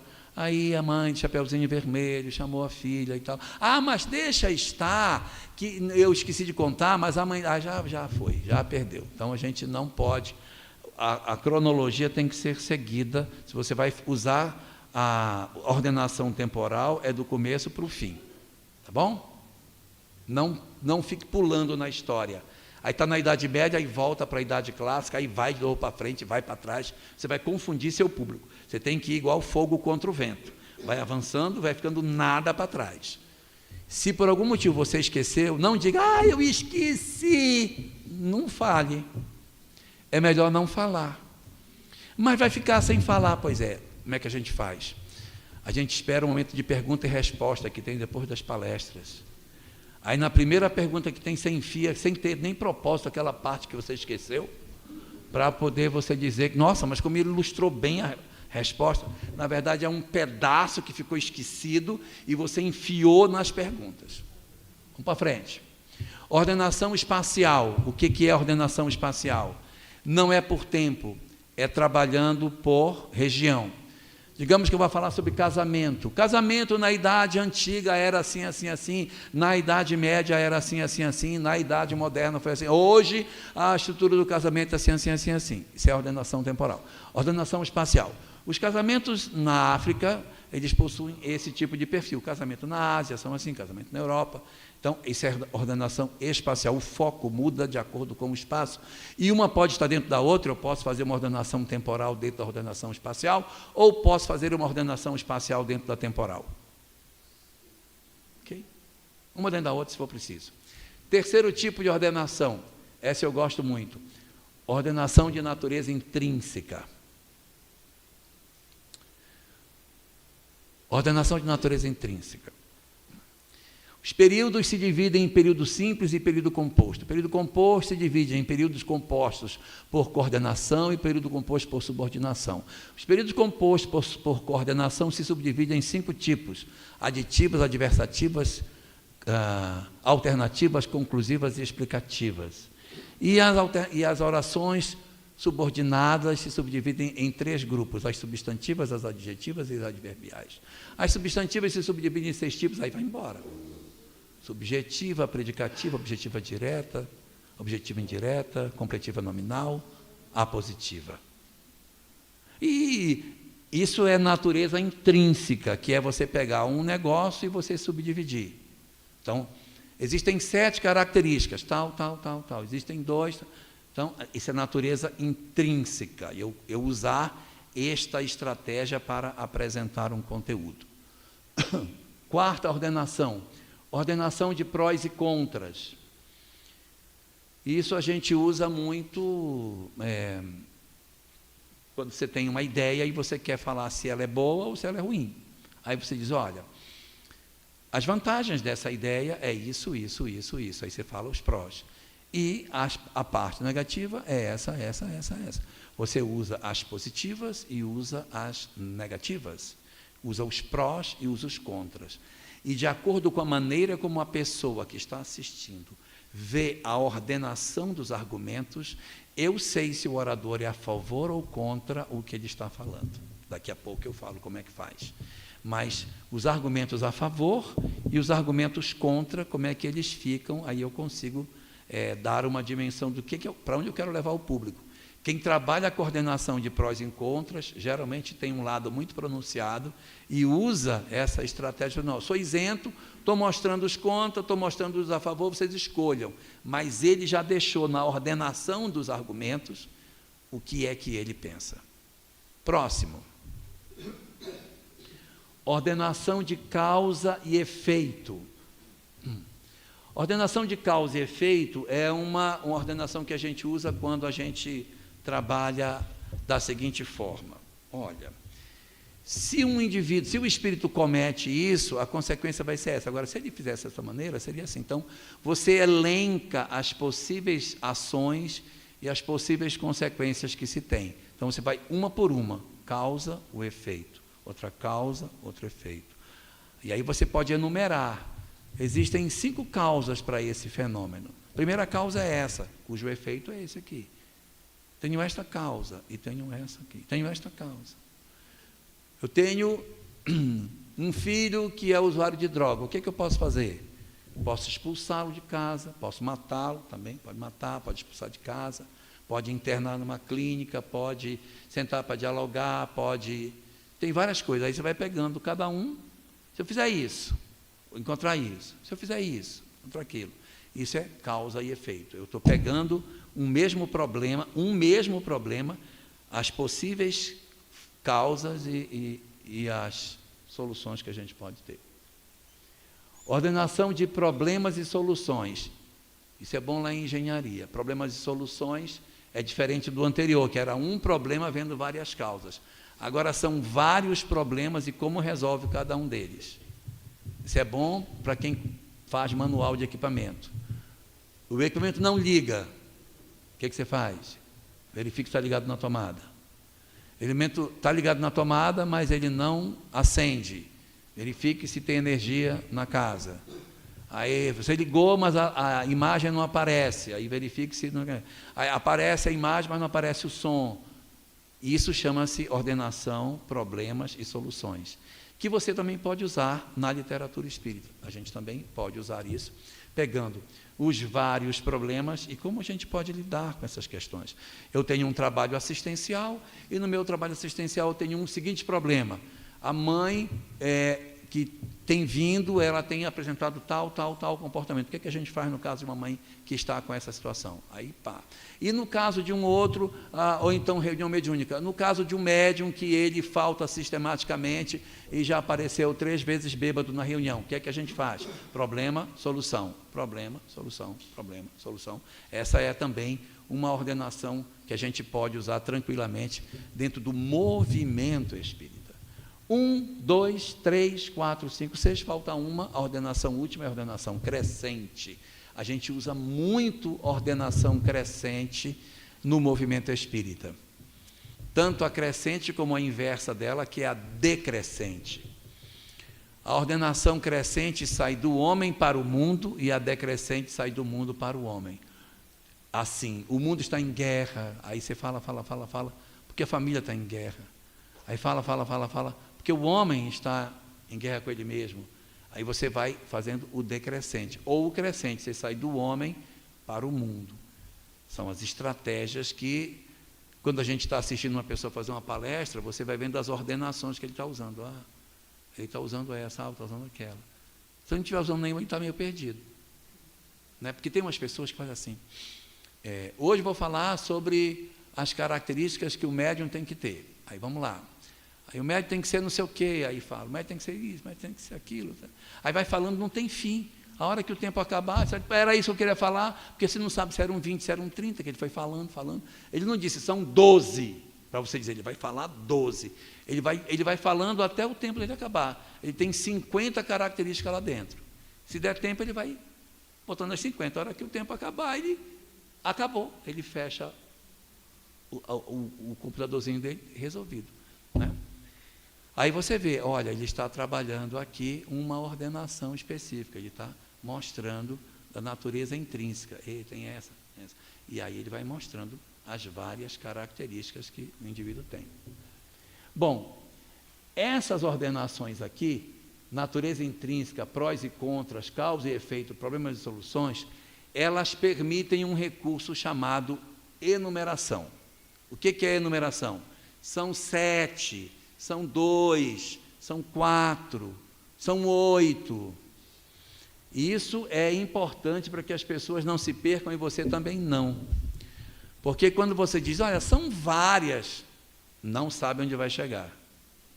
Ele não sabe, está dizendo que é várias, porque na hora ele vai tirar um coelho da cartola, e aí aquele lembrar, ele vai falar, não preparou, não sabe onde vai chegar.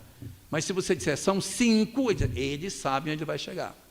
Porque ele disse que são 5, então ele já estudou a completude e já chegou na inteireza da coisa. E isso é muito importante para a gente entender a nossa dinâmica, tá bom? Bom, então, enumeração é uma coisa que a gente tem que ter muita habilidade para fazer, que tem que juntar os que são parecidos. A gente, para guardar uma enumeração, é sempre bom que, embora a gente diga são 12, a gente divida essas 12 em blocos de até 6, porque se tiver mais de 6, a gente se perde. São 7, nesses 7, com certeza, tem uma subdivisão dentro, para facilitar você memorizar, porque é difícil guardar 7, mas, por exemplo, são 10 mandamentos, meu Deus, não vou guardar os 10, vou esquecer, mas são 4 em relação a Deus, 1 em relação à família e 5 em relação ao próximo. Então, os que são em relação ao próximo, os 2 primeiros são atos, o outro é palavras e o outro é pensamentos. Atos, palavras e pensamentos. Tudo isso a gente vai observando na construção da maneira como a gente ordena. Se você tem insegurança, bota um papel, anota, põe num slide. Melhor do que você tentar e esquecer. Mas a enumeração ajuda muito a gente a se organizar nesse sentido. Então, quero agora responder a pergunta que eu coloquei ainda há pouco. Como é que eu sei se o cara é a favor ou o cara é contra? Qual é a estratégia que o cara usa? Imagine que uma pessoa tem 5 argumentos a favor, 5 argumentos contra. Você tem 5 argumentos. Como você organiza os seus argumentos? Existem maneiras de você organizar. Você pode organizar assim, ó. Você coloca os melhores do começo para prender a atenção das pessoas, depois você coloca os que são mais fracos. Essa é uma alternativa. Eu pego os melhores argumentos que eu possuo e eu já começo com eles. E depois que a pessoa está presa, eu coloco os que são mais pobrezinhos. Um outro pode vir e dizer, não, eu faço ao contrário. Eu coloco os mais fracos primeiro e, para terminar, eu ponho os bons, que é para fixar na cabeça das pessoas. Qual é a melhor alternativa? Isso era uma pergunta.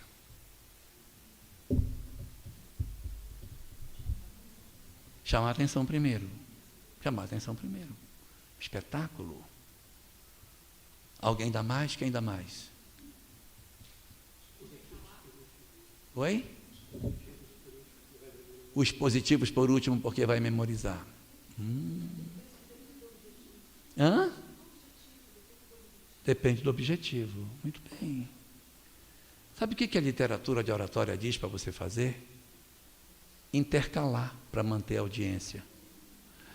Você põe um bom e põe um fraco. Aí você põe um bom, aí você põe um fraco. Nós estamos em tempo de Copa. Se você tivesse que fazer a eleição dos 5 batedores de pênalti, como você distribuiria os batedores? O primeiro batedor de pênalti tem que ser um cabra bom, para dar moral para a equipe. Aí o segundo pode ser um mais fraquinho. Aí o terceiro, bom de novo. O quarto pode ser um mais fraquinho. E o melhor é o último, que é para rebentar a boca do balão, tipo Bádio. Deixar ele para o final para bater o último pênalti. Né? Ora. Então, na literatura de oratória, a regra é essa. Você coloca o segundo melhor para começar e depois coloca um fraquinho. Depois você coloca um bom de novo, aí você coloca um outro fraquinho.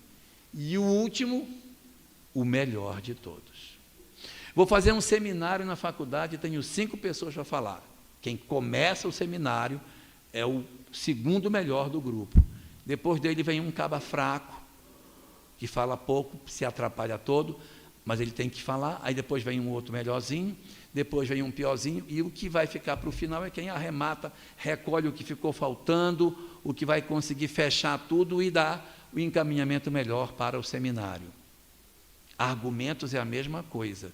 Eu tenho 5 argumentos para vocês, então, se eu vou querer manter a audiência do público, eu já vou pegar qual é o mais forte, esse vai ser o último. Qual é o segundo melhor, esse vai ser o primeiro. E um outro que eu acho que é melhorzinho, vou botar de terceiro. E os fraquinhos, eu vou botar no segundo e no quarto. Daí eu digo, primeira razão pela qual tal coisa acontece, é um argumento bom. Segunda, aí é um fraco. Aí terceiro, aí... Quando eu faço isso, eu estou fortalecendo uma ideia. Entenderam o que eu disse? Quando eu uso dessa maneira, eu mantenho a audiência e fortaleço a minha fala. Quando eu quero enfraquecer a minha fala, eu inverto. O primeiro argumento é horrível. Aí o pessoal diz, vixe, fraco.